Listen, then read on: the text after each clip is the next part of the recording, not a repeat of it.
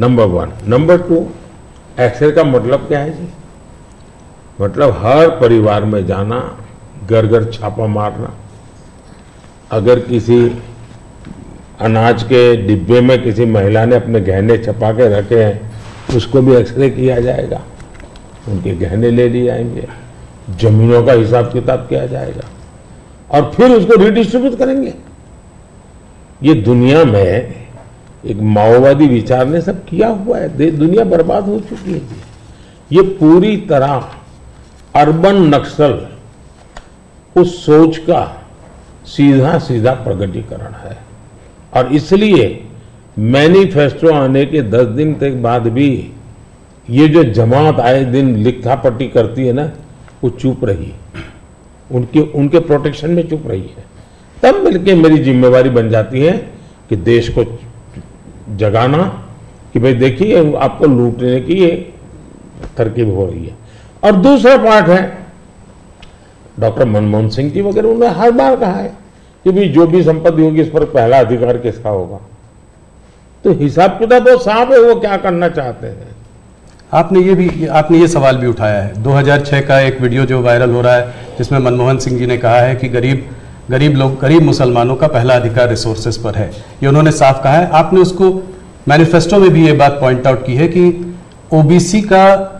OBC reservation का जो है पार्ट लेकर वो मुसलमानों को दे देना चाहेंगे और 2004 से 2014 के बीच में उन्होंने 4-5 बार ऐसा करने की कोशिश की भी है। अरे भाई, ये तो बड़ा इंटरेस्टिंग सवाल आपने पूछा है। जरा मेरा जवाब लंबा हो जाएगा, लेकिन देश के लिए मुझे बताना पड़ेगा। बताइए। आप कांग्रेस का इतिहास देख लीजिए।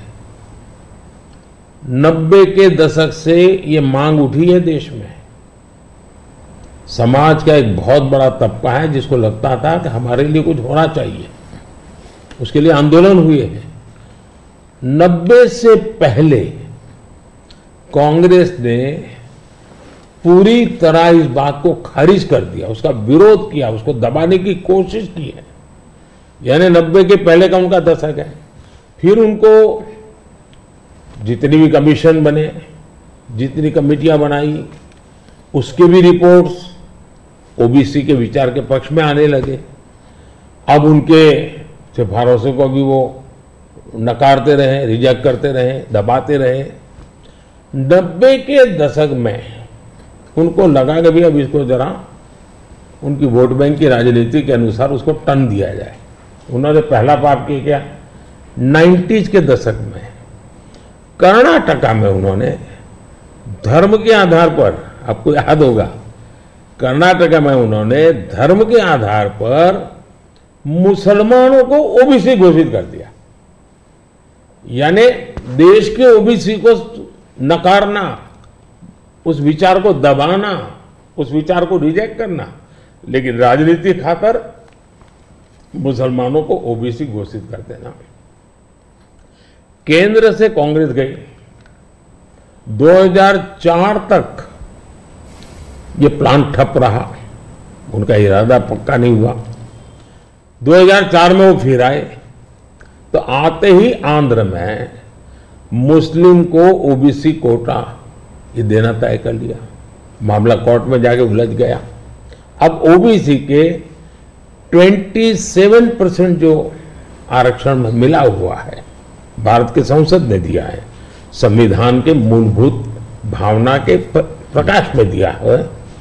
27% शहद लगाने की उन्होंने तैयारी कर दी, डाका डालने की कोशिश की। 2006 में नेशनल डेवलपमेंट काउंसिल की मीटिंग हुई थी, एनडीसी की। मनमोहन जी के बयान पर बहुत बड़ा हंगामा हो गया। 2 साल कांग्रेस पूरी चुप रही। 2009 के घोषणा पत्र में फिर से इसका जिक्र किया।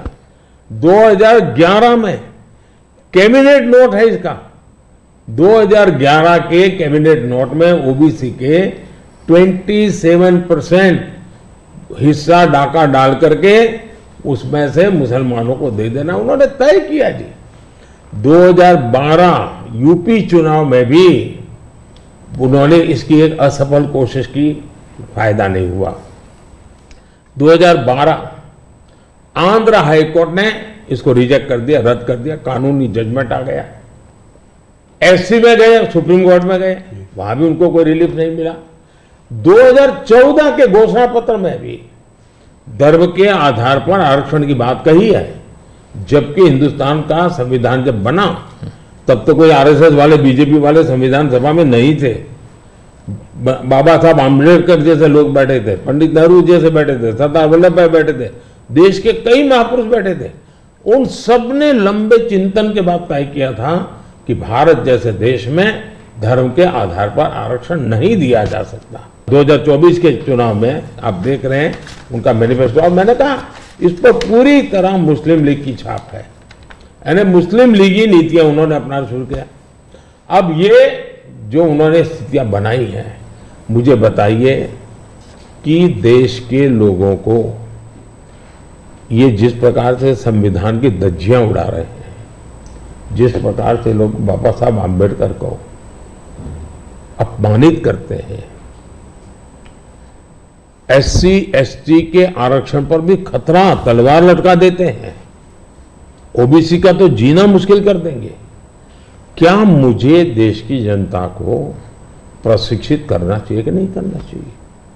मैं सभी जो भी विद्वान लोग हैं, जो कलम के धनी हैं, जो निष्पक्ष हैं, उनका ये दायित्व बनता है कि ऐसे समय देश को वो एजुकेट करें, सही चीजें बताएं।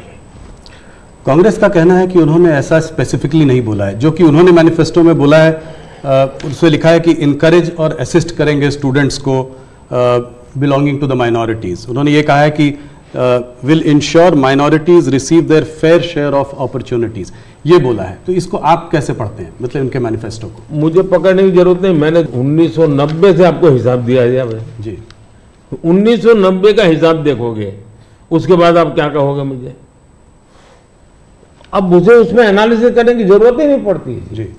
आपको 1990 से लेकर के डॉक्टर मनमोहन सिंह जी के 2009 के बयान तक और सारी चीजों को एक टेबल पर लेकर के देखोगे तो आप बिल्कुल इसमें से क्या निकालोगे भाई? मैं नहीं निकाल रहा हूं जी। हर एक को यही निकालना पड़ेगा भाई। हाँ, मतलब कि एक करके यहां जाएंगे वो। और ये जो भागीदारी की बात करते हैं इंस्टीट्यूशंस में कि जजेस ओबीसी नहीं है, मीडिया में ओबीसी का रिप्रेजेंटेशन कम है, इसको आप कैसे देखते हैं? अब मुझे बताइए, जो 2014 में हम आए, हमने ऐसी कोई नीति बनाई है क्या जो जिसके कारण किसी को रुकावट हो जाए? तो ये उनके पाप है, उनके पापों को देश भुगत रहा है। अगर उन्होंने सच्चे अर्थ में सेक्युलरिज्म किया होता, सच्चे अर्थ में सामाजिक न्याय किया होता, वोट बैंक की राजनीति न की होती, तो ये उनको आज इस प्रकार से झूठे कागजों को लेकर के घूमना नहीं पड़ता जी। मुझे विश्वास है कि 10 साल से मैं जो कर रहा हूं, स्थिति ऐसी आएगी कि जितनी बातें हैं उनका जवाब हम ही देंगे, कर करके देंगे, हर एक को योग्य न्याय देंगे। आज हमारे पहले देश के राष्ट्रपति आदिवासी कैसे बनी हुए? हमारी सोच के कारण बने। हमें 3 बार राष्ट्रपति बनाने का मौका आया, एक बार अटल जी के समय, 2 बार मेरे समय। पहली बार हमने किसको बनाया? माइनॉरिटी को बनाया जी, बिल्कुल। अब्दुल कलाम जी को बनाया। मुझे मौका मिला पहला तो किसको बनाया? दलित को बनाया। दूसरा मौका मिला तो किसको बनाया? आदिवासी महिला को बनाया। तो ये हमारे आचरण से पता चलता है कि हमारी सोच क्या है। जी। मोदी जी, आपने एक बात और कही है और इसको मैं एक लंबे सवाल से भी जोड़ना चाहता हूं। आपने कहा है कि अगर इनका गठबंधन जो है सरकार बनाएगा तो ये पीएम बाय रोटेशन होगा। ये डिसाइड नहीं कर पा रहे हैं कि किसको पीएम बनाएंगे, तो एक साल के लिए सब लोग पीएम बनेंगे। सवाल मेरा थोड़ा बड़ा है। सवाल ये है कि क्या आपको लगता है कि जिस स्टेज में इंडिया का जो डेवलपमेंट स्टेज है उसमें कोएलिशन गवर्नमेंट काम करेगी या एक स्टेबल गवर्नमेंट ज्यादा इफेक्टिव होगी? 2 अलग अलग सवाल है जी। देखिए, आप कांग्रेस का कैरेक्टर देखिए। उनके यहाँ राजस्थान में पार्टी के अंदर आंतरिक संघर्ष था, तो उन्होंने फॉर्मूला बनाई 2.5 साल मुख्यमंत्री की, 2.5 साल एक मुख्यमंत्री रहेंगे, 2.5 साल दूसरे। ये राजस्थान में फॉर्मूला बनाई थी, नॉन फॉर्मूला है। छत्तीसगढ़ में ऐसा उनकी पार्टी के भीतर झगड़ा हुआ तो वहां भी उन्होंने फॉर्मूला बनाई कि 2.5 साल एक, 2.5 साल दूसरा, और उन्होंने मामला संभाल करके गाड़ी चलाई। और ये भी सच्चाई है कि 2.5 साल के बाद वो मुकर गए जी।